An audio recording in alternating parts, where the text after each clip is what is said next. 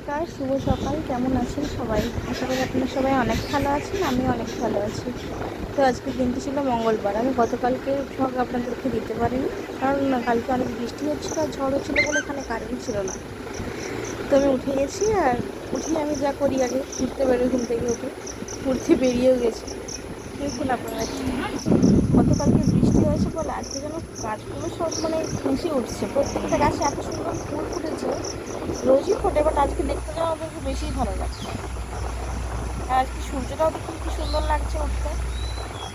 Weather কখন কেমন থাকে কি আজব না। কালকে এমন সময়তে মানুষ বাড়ি থেকে বেরোতে পারছে না। আর দেখুন এখানে কত ডিম আসা গেছে। আপনাদের ওইদিকে এই শাকটাকে কী শাক বলে আমাকে একটু জানাবেন। আর আমি স্নান করে চলে এসেছি এখানে সবজি কাটতে। মা রান্না করবে, আমি সবজিগুলো কেটে রাখবো, তো তার একটা হেল্প হবে, সেই জন্য কেটে রাখছি। আজকে যদিও আমাদের বেশি কিছু রান্না হচ্ছে না, কিছু ভাজাভাজি হচ্ছে, আর আজকে নিরামিষ আছে, মঙ্গলবার না, সেই জন্য।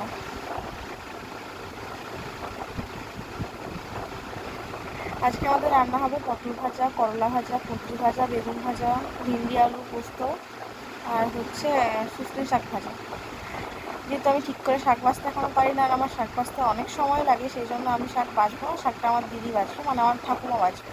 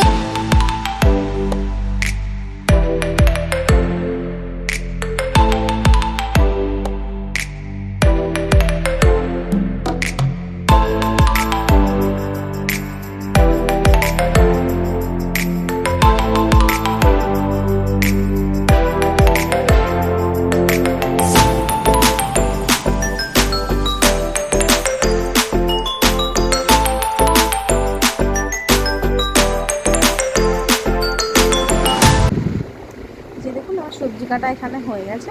এবার দিদি হচ্ছে ওখানে শাক বাচ্ছে, এরপরে গিয়ে হচ্ছে রান্না বসাবো। এবার ভাতটা নামিয়ে নিয়েছি, যেহেতু আমি রান্না বসাইনি, মা বসিয়ে দিয়েছিল। আমি একটু মাঝে মাঝে দেখছি আর কি। পটল ভাজাটা হচ্ছে, এবার এরপর হবে সবজি ভাজা, তারপর এখানে হবে বেগুন ভাজা আর করলা ভাজা। এবার হচ্ছে এরপর হবে ঢেঁড়স আর আলু দিয়ে পোস্ত। পটল ভাজাগুলো দেখে নিলাম, কারণ মা আস্তে আস্তে যদি লেগে যায় তো খারাপ হবে না, সেই জন্য।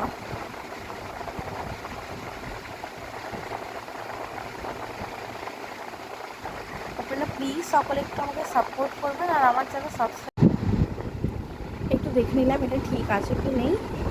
এবার মা এসে বাকিটা দেখবে।